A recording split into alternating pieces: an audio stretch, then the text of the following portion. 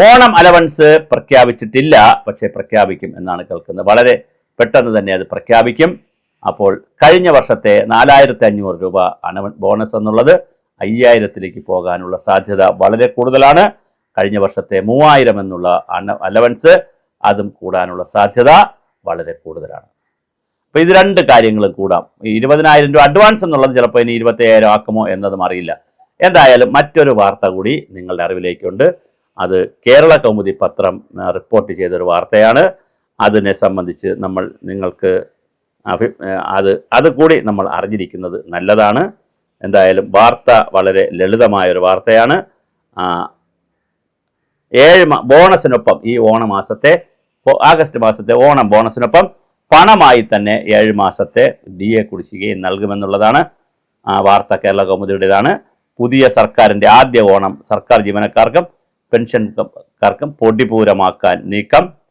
ജീവനക്കാരുടെ ജനുവരിയിലെ 2% DAയും പെൻഷൻകാരുടെ തത്തുല്യമായ DRഉം ഓണത്തിന് ബോണസിന് ഉത്സവത്തിനൊപ്പം പണമായി തന്നെ അനുവദിക്കാനുള്ള ശ്രമമാണ് കാണുന്നത്. ഈ വർഷം ജനുവരി മുതലുള്ള മുൻകാല പ്രാബല്യത്തോടെ 7 മാസത്തെ DA കുടിശ്ശിക പണമായി നൽകാനാണ് ആലോചന എന്നാണ് അറിയുന്നത്. അത് സംബന്ധിച്ച് ഉത്തരവ് ഇറങ്ങിയിട്ടില്ല. എന്ന് ഇറങ്ങുമ്പോൾ നമ്മൾ പറയാം. രണ്ടാം പിണറായി സർക്കാർ ജീവനക്കാരുടെ ഒരു ക്ഷാമബത്തയ്ക്കും മുൻകാല പ്രാബല്യം നൽകിയിട്ടില്ലായിരുന്നു. 2019 നടപ്പാക്കേണ്ടിരുന്ന ശമ്പള പരിഷ്കരണം 2021 നടപ്പിലാക്കിയത്. കുടിശ്ശിക ഉണ്ടായിരുന്ന 7% DAയും അതിനൊപ്പം അന്ന് ശമ്പള പരിഷ്കരണ സമയത്ത് ലയിപ്പിച്ചു. എന്നാൽ 25 ജൂലൈ വരെയുള്ള DA ഈ വർഷം അനുവദിച്ചെങ്കിലും കുടിശ്ശിക നൽകിയിട്ടില്ല. നിലവിൽ സർക്കാർ ജീവനക്കാർക്ക് ഈ വാർത്തയനുസരിച്ച് 33% DAയും ജനുവരി 2 കൂടെ ചേർത്താൽ 37% DA ആകും.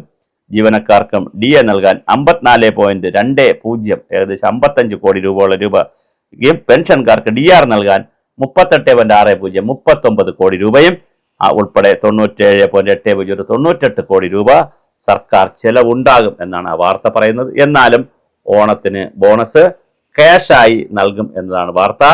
അപ്പോൾ ഇത് കൂടി വച്ചുകൊണ്ട് നമ്മൾ മനസ്സിലാക്കേണ്ടത് വളരെ കൃത്യമായിട്ടുള്ള ഒരു സർക്കാർ ഉദ്യോഗസ്ഥർ ഈ ഓണത്തിന് സന്തോഷിക്കട്ടെ എന്നുള്ളതാണ്. പക്ഷേ അപ്പോഴും മറ്റൊരുപാട് വിഭാഗക്കാരുണ്ട്. ഞാൻ മനസ്സിലാക്കുന്നതനുസരിച്ച് കെട്ടിട നിർമ്മാണ തൊഴിലാളികൾക്ക് ഒരുപാട് മാസത്തെ കുടിശ്ശിക ഉണ്ട് എന്നാണ് അറിയുന്നത്. അത് കൊടുക്കാൻ നടപടി ഉണ്ടാകണം. അംഗനവാടി ക്ഷേമ പെൻഷൻകാർക്ക് നടപടി ഉണ്ടാകണം. ആശാ വർക്കേഴ്സിനും അതുപോലെ മറ്റെല്ലാവർക്കും 1000 രൂപ 1500 രൂപ 2000 രൂപ അലവൻസ് എന്നൊക്കെ പറയുന്ന ആ റേഞ്ചിലൊക്കെ വരുന്ന അലവൻസും പ്രഖ്യാപിക്കാറുണ്ട്. അപ്പോൾ അതും പ്രഖ്യാപിക്കണം. ഇതെല്ലാം വരുന്ന ഓണം എല്ലാവരും കളർഫുള്ളാക്കട്ടെ. ഇതിനിടയ്ക്ക് EPF പെൻഷൻ വാങ്ങുന്ന ഒരു വിഭാഗം ആളുകളുണ്ട്. അവർക്കും അവർക്ക് പക്ഷെ ആരും ഓണ അലവൻസ് കൊടുത്ത് നമ്മൾ കേൾക്കുന്നില്ല.